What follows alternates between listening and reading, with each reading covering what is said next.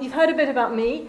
What I've been looking at very intensively in the last few years is actually the position of legacy media in a very, very difficult strategic environment, and really trying to understand what can be done to help them kind of extend the leadership they had in the old media world into the new one. And that's what I'm going to be talking about today. Oops, that's it. Right. So leading legacy media through technology transitions. And the basic question that's started to fascinate me is, why didn't legacy media seize the digital opportunity more resolutely? Why aren't their positions in the new media world as strong as they were in the old media world? And interestingly, if you look at this, they are actually in the best company. Who owned music when you walk around? It was Sony with the Walkman. They invented the Walkman. They never managed really to create a Walkman-like digital product. Nokia in the 1990s, early 2000s, we all wanted Nokia phones. Now no one wants a Nokia phone. And what we begin to see is a pattern. You can have a leadership in one technological era. Very difficult to translate that. We still all use Microsoft software more or less in our PCs, but we don't use it for really anything internet related. Google is really the master of internet search. But interestingly, it looks like Google is having problems mastering social media. They're not as strong in social media as they are in search. So there's a pattern here, there's a path. And I don't have time now, but there are very interesting reasons about why, if you're a leader in one technological phase, it's often very hard to take that leadership across the transition. But what is very clear and what I'm going to talk about is a lot of the reasons for that lie inside the organizations. And a lot of it, ironically, is to do with running the organizations well. It's a lot to do with the systems and processes that are around good management actually really derail legacy players when the world changes. So I'm going to talk very quickly about three things. What went wrong? And that input, a lot of it is informed by research I've been doing over the last 18 months, talking to CEOs, chairmen of legacy media organizations, getting their insights on what they think happened in the last 10 years, what keeps them awake at night, what would they have done differently, what I think legacy media could be doing to getting back on track. And a lot of you in this room will have a lot of expertise I'm anxious to hear, and then to kind of bring that down to a few key takeaways, depending on time. So what went wrong? Well, as I said, I've conducted a lot of interviews, done a lot of research, and it seems there's really, when we boil it all down, there's two factors that really derailed legacy media. The first was a kind of challenge around actually just coming up with a decent strategy. And when I talk to CEOs and chairmen and non-executive directors, it seems the complexity of change, the scope of change, the velocity of change, the uncertainty of change was really kind of precluding all of those strategic processes that come to rely on. So interestingly, there seemed to have been a kind of strategic vacuum emerging with no clear sense of direction. And the biggest area of uncertainty was around technology, not least because of the scale of investments that need to be made in technology to keep pace. And so if you kind of see this arrow as, our legacy media organization going from the kind of analog past to the new media digital future, first factor derailing is big problems at the top of the organization around strategy. And second is legacy phenomena of all types. And that can be legacy assets, printing presses, delivery trucks. It can be processes that are designed around marketing processes, customer processes designed around old media. But really important is a lot of mental blocks, mindsets, problems really grasping the scope and the nature of the change. And I'm just going to give you just one quote from the research. Because what's interesting is when we talk about these cognitive blocks, we tend to just really put them in the area of the media workers, the journalists who are resistant to try media, buy media working, and so on. But what's really clear is that these blocks go right up the organization. They're endemic. Often in the boardroom, there's huge problems really understanding what this means, and a reluctance to acknowledge the consequences of what it means. So, some of the people I interviewed said, yeah, of course we had great reports from consultants, but A, we couldn't really believe it was going to be as bleak as that. The incomes were still coming in, and B, what are we going to do about this? So this is, I think, an interesting quote trying to explain the kind of the fact that the dissonance at the top level wasn't dealt with. But actually I found even interesting quotes with some of the financial community who also pointed out that they had problems also understanding how violently the media industry was changing and what the implications were, especially in terms of investment. And, you know, big investment in new technologies destroys profitability. That's not something the financial community likes. So I think cognitive blocks is a really, you know, mindset issues were pretty fundamental to a lot of the challenges legacy media had. In terms of getting them back on track, getting the train back on the track and moving fast, I think, you know, and it's difficult to boil everything down to 15, 20 minutes. So this is, you know, and please, during the questions, we can dive into this in a bit more detail. But essentially, I think there's a shift in strategic processes. It could be temporary, and I'll look at that a bit later, but really moving away from the kind of traditional strategic planning we learned about on our MBAs, McKinsey and BCG do. It has a role, but at the moment I think it's actually unhelpful rather than helpful. But there has to be a really strategic emphasis on innovation. And I would argue for legacy organizations who are looking at a more iterative approach. I think a lot of work has to be done to unleash the untapped creativity in legacy media. I think there's a lot of creativity around. I think a lot of people in the peripheries in the organization, the middle layers of the organization, the bottom layers, actually have pretty good ideas of what needs to be done. The trick is actually finding a way for those ideas to come to fruition. Business models clearly need renovating. New income streams need to be found.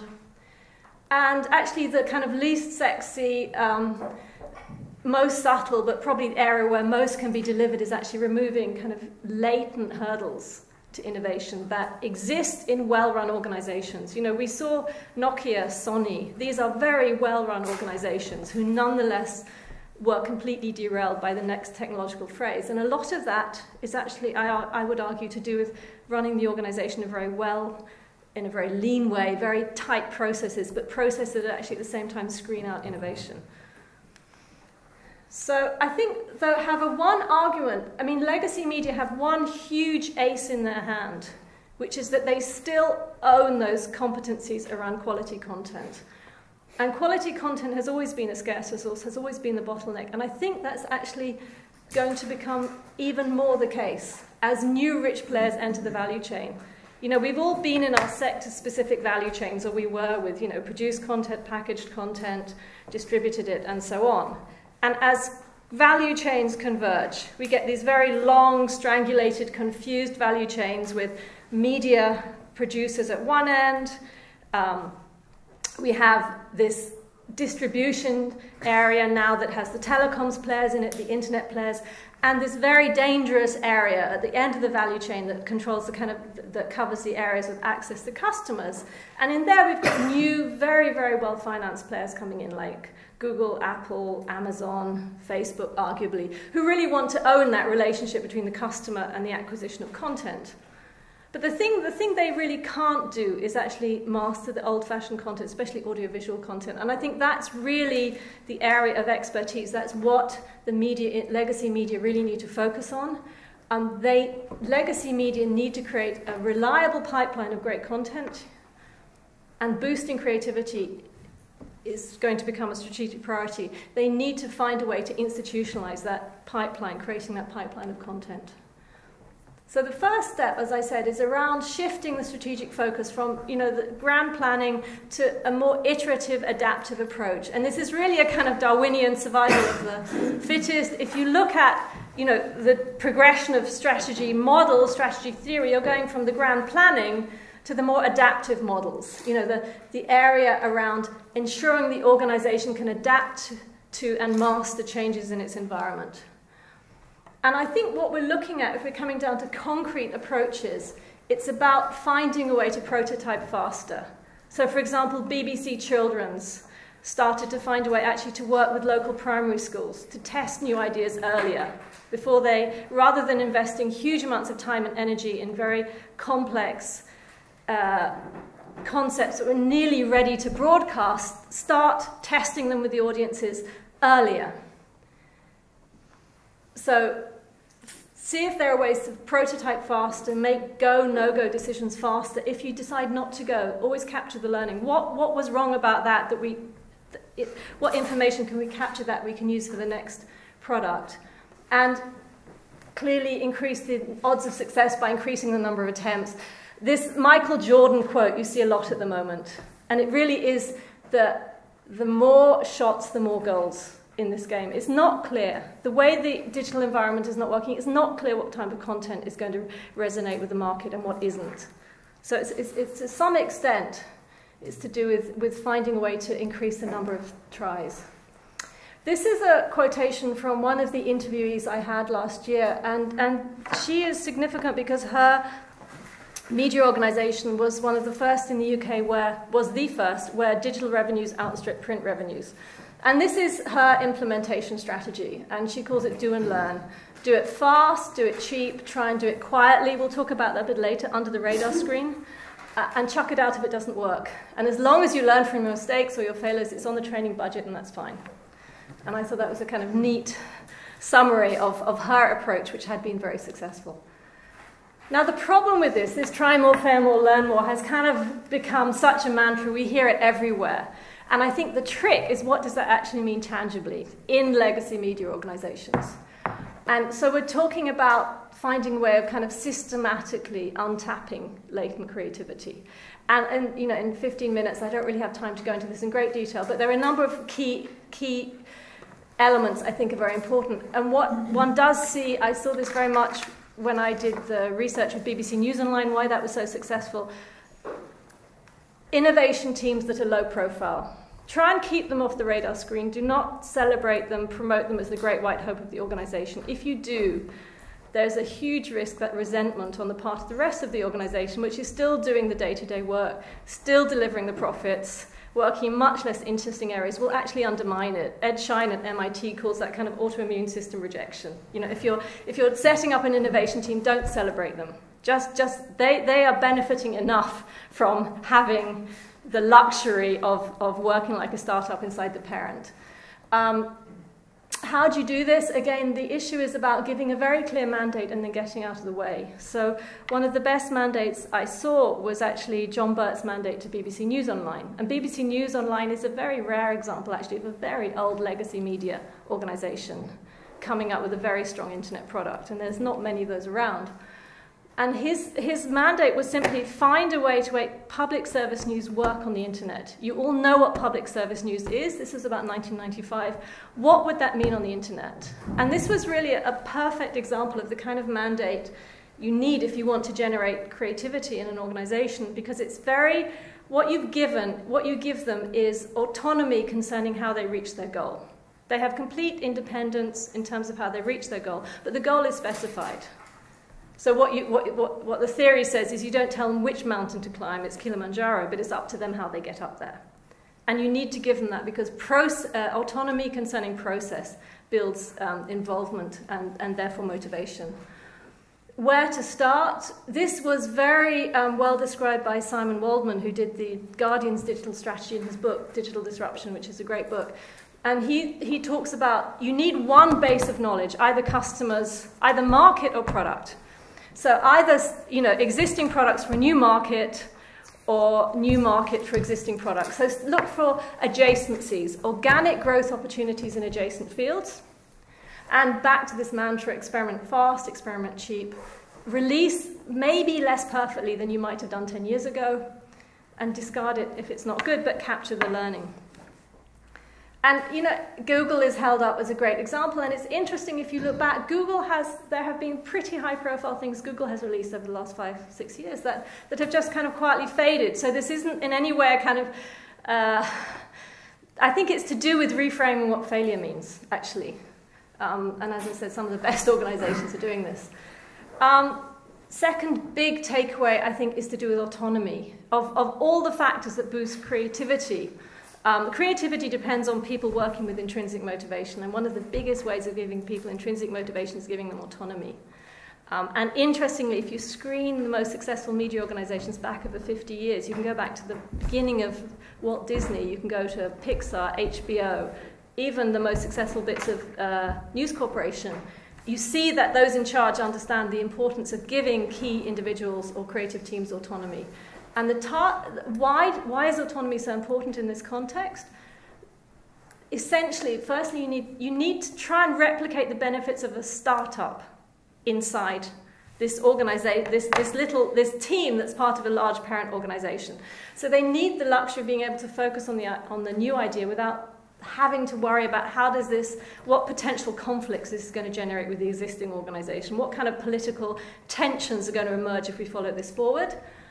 They need to be able to ignore the processes that are to do with great management, which are vital for the parent, to do with transparency and accountability and stakeholder relationships, but could really strangle the new business at birth. This can be temporary. Hopefully if it works, after 2 years they can get reintegrated or spun off. But they need the freedom to change their strategy if necessary. BBC News Online went sort of in a very circuitous path till it worked out exactly what it was doing. And because it was, to some extent, shielded from the BBC systems, it was able to experiment. And of course, in the media, where word of mouth is so important, you need to give the staff enough time for word of mouth to take off. It's really, really critical in the media, especially in print media, word of mouth. So don't strangle it before the word of mouth has the time to kick in. In terms of business model renovation, I think the best example here is actually The Guardian. That's the kind of classic value chain we all grew up with in the media, right? And what was interesting about this is normally a media organization would control the whole value chain. If you look at what The Guardian's done, what it has actually done is patched on new activities and revenue streams in a very iterative and exploratory way, and a little bit like Google. Some of them haven't worked, some of them it's exited from. But what you can see here is, for example, they're expanding over new platforms, so podcasts, people media, conferences, etc. So the old value chain stages are there, it's just they've kind of shrunk proportionately. And what they're going for, they're kind of identifying niches. So the media industry is one niche. Public service employees, particularly education, is another niche. Within those niches, they're expanding multi-platform. And what they're actually trying to do is then expand within those niches from a national to an international brand. And as I said, they did this in a pretty iterative and exploratory way. Now, there's another example which I find particularly fascinating. Also, it's probably not, and that's the X Factor. Now, you all know the X Factor business model, and I don't want to explain this to you, but basically, Psycho TV come up with a format, sell it. It's bought by a broadcaster. I think it's been bought by 19 different broadcasters worldwide. Psycho Music has the rights to sign up, I think, all the finalists if it wants, and has a deal with Sony Music to sell the downloads. There's a concert tour, there's social media sites, there's online sites, etc., etc., etc. What's interesting about the X Factor, I find, is it sits on top of other media organizations' legacy assets. Psycho has, 14 employees. It's multi-product, multi-platform, multinational.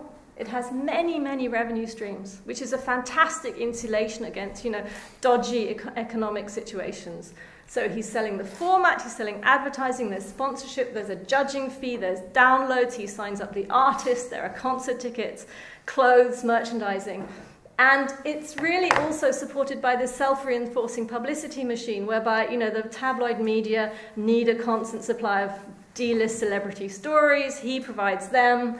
The performers are chosen for their celebrity tabloid value, and that interest in the press drives people to the program, which drives the advertising, which drives the sponsorship, and so on.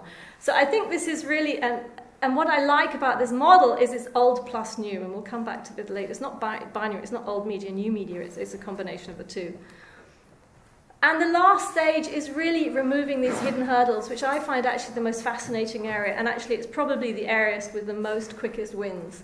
Look at approval procedures for investments in new projects. For very significant investments, big capex expenditure, yes, you need very long, stringent scrutiny, but it could be what you need to develop a new way of looking for exploratory new projects.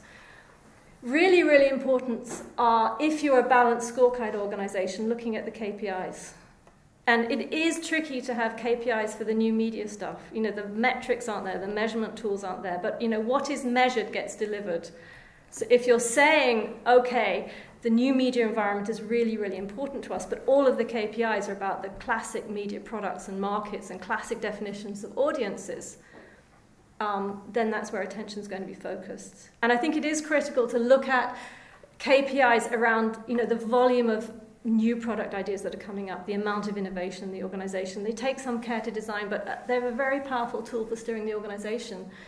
And finally, which is a kind of subtle thing, it's very important to look at how information is flowing within organizations. I mean, what one sees, especially in large media organizations, is there's a huge amount of knowledge and expertise in the fringes of the organization, in the periphery, amongst the freelancers, those who've got contact to the 16, 24-year-olds who really understand where the market's going. And media organizations are very good at organizing for information to flow down from the top. But we need to find a way for the information to come in from the fringes up to the top, because often actually the people at the top of the organization are the most out of touch with where things are going. I mean, their attention is with stakeholders, with regulators, with the financial community and so on. It's hard for them to stay in touch with the market. So, key takeaways. I think the big issue is technology transitions are a fact of life. They're with us to stay. And I think the big message for me from the first few slides is actually mastery of one stage of development is really no guarantee for mastering the next one, and actually it appears that the reverse normally applies. So clearly the best time to innovate and renovate is while the old business model is still functioning, the old revenues are still flowing. Inside the organization, I think it's very important to increase just the volume of innovation and find ways of doing it quickly and cheaply. Autonomy is one of the biggest levers. It's one of the cheapest levers. A lot of this is about doing less rather than more. Give innovation teams breathing space, cut the administrative burden as far as you can without being irresponsible. Clearly there are requirements. And clearly try not to make failure a big deal. Failure is the biggest teacher. Whenever I think of this, I think of Beethoven. I can't think of Beethoven's first or second symphony. Ninth, seventh, eighth, ninth. I know it all takes a while to get this right. You need to keep practicing, keep doing. And finally, business model renovation checklist. I think if we're looking at the basics there, it has to be multi-platform, multiple revenue sources, niche. I mean, I think the area of portmanteau media is really very questionable at the moment. But if you're thinking about a niche, think of the Guardian media. The X Factor, the X Factor is basically a multi-platform global niche. But within that niche, you need critical mass. I think in terms of business model for legacy media, you're talking about, it's not binary, it's blending old and new, old media with new media. If you're going to go for international multi-platform brands, you're really looking at a brand structure rather than a product structure. The Guardian, you can see it's moving away from being a newspaper to being a brand for a certain type of politically orientated, content-orientated information and content. And clearly maximize ways of connecting and engaging with consumers. And then finally, I've done a lot of work on creativity, and I found it one of the most fascinating things I've worked on. This is my personal mantra. Clearly, try more. Creativity is clearly a function of sheer productivity. Fail more and network more. Networking is incredibly important in the emerging environment.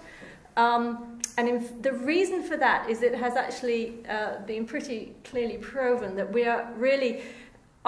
there's a very close correlation between the amount of networking we do and the amount of how creative we are. And that's because actually I think Arthur Koestler who defined creativity as the combination of two hitherto unconnected ideas.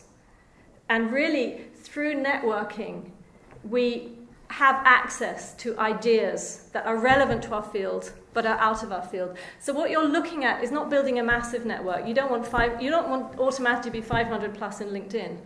You want an efficient network. And what you're looking to build are what they call weak ties. Not the people you work with every day, not your close family members, but people who are engaged and interested in the same areas as you, but are coming at it from a different perspective, from a different background. Because they're the bridges to new ideas. So that was a race through renovating, rethinking legacy media. Thank you very much. Over to you.